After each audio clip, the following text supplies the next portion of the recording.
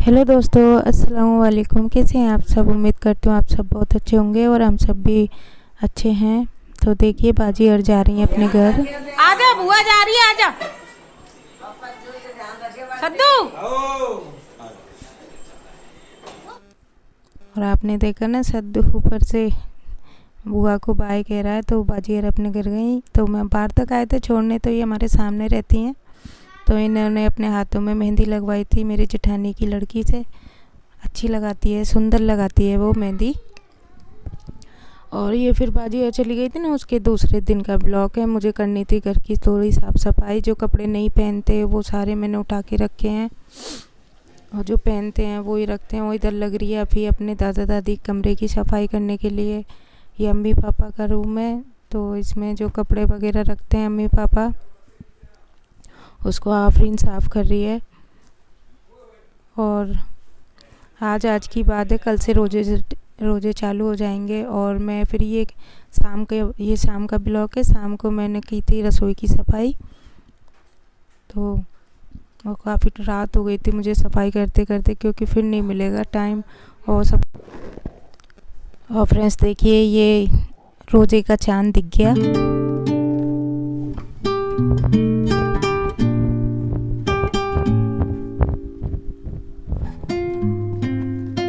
और फ्रेंड्स ये है रोज़े वाले 2 मार्च का दिन।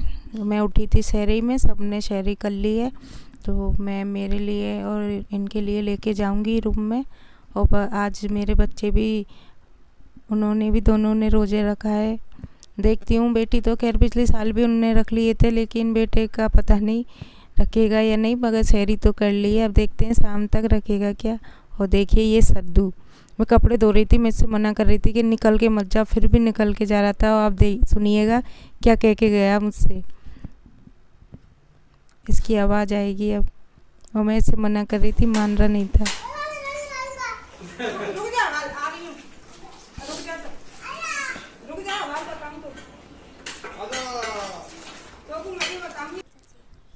आपने सुना ना कैसे के बोल के गया, इसलिए सबको अच्छा लगता है। बहुत चुलबुलाई है। और इधर मैं धो रही थी कपड़े। और फिर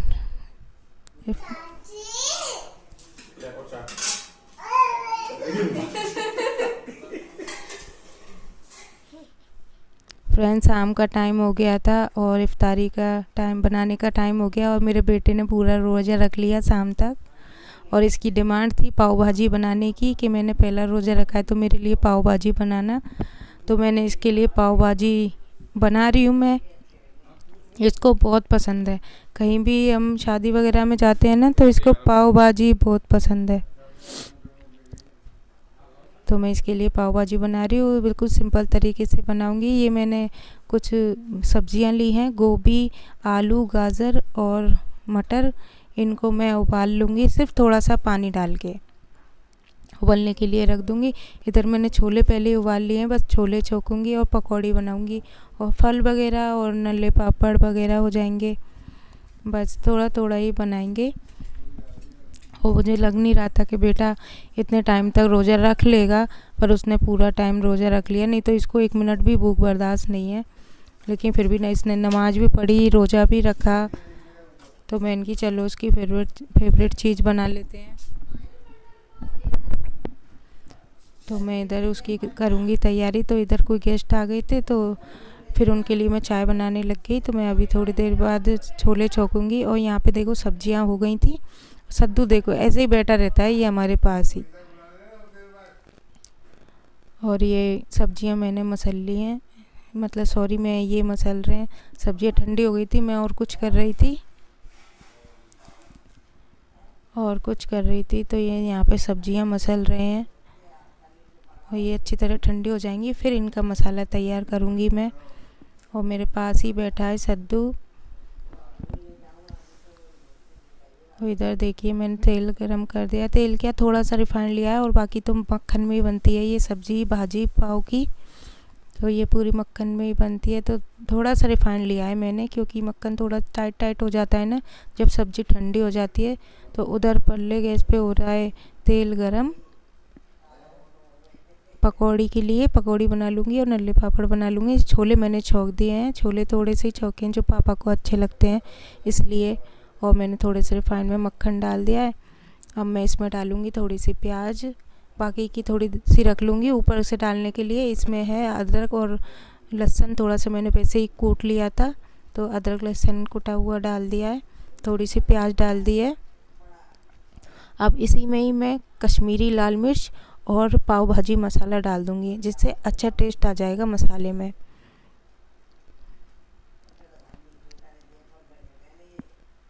और बनी थी बहुत अच्छी थी, सबको बहुत पसंद आई थी, बिल्कुल मार्केट जैसी बनी थी। तो ये मैं इसमें कश्मीरी लाल मिर्च और पाव भाजी मसाला पहले डाल दूँगी, फिर इसमें टमाटर की प्यूरी डालूँगी।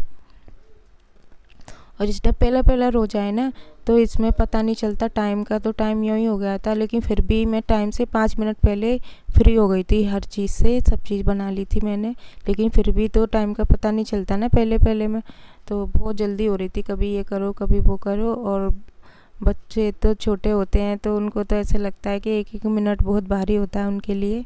तो इसमें डाल दी मैंने हरी मिर्ची, इनको थोड़ी देर चलाऊँगी मैं, फिर इसमें टमाटर की प्यूरी डाल दूँगी जो मैंने अलग से पीस के रखी है। और फिर इसे अच्छी तरह कम से कम 2-3 मिनट भूनने के बाद फिर वो सब्जियां जो हमने मैश की हैं उनको मिलाएंगे। और इसमें डाल दिया मैंने नमक और बाकी के मसाले भी डाल दूंगी, मिर्ची है, धनिया है, हल्दी है, वो भी डाल दूंगी। मैंने इसमें गरम मसाला नहीं डाला क्योंकि सारे बच्चे रोजे से हैं, वो सब खाएंगे तो शायद मिर्ची की वजह से वो खा ना पाएँ, तो इसलिए मैंने बहुत कम मसाला डाला है। तो उनके हिसाब से भी और हमारे हिसाब से भी बहुत अच्छी बनी थी। और सारे बच्चे बाहर बैठे हैं, इंतजार कर रहे हैं। मैंने कि तुम सब रसोई से बाहर चले जाओ, बार बार रसोई में आते हैं, देखते हैं कितना बज गया, अम्मी कितना टाइम रह गया। मैंने कि बस थोड़ा सा टाइम और रह गया है। तो मैं इधर एक कोई आ गया था तो उनके लिए चाय बना रही हूँ 1 कप। और देखिए सब भाजी बन के हो गई है तैयार।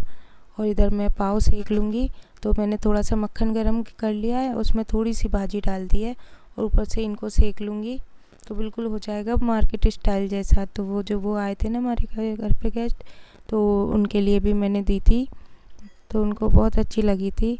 और यहाँ पे अभी ये सारी प्लेटें लगा रही है दादा दादी के लिए और हमारे लिए भी।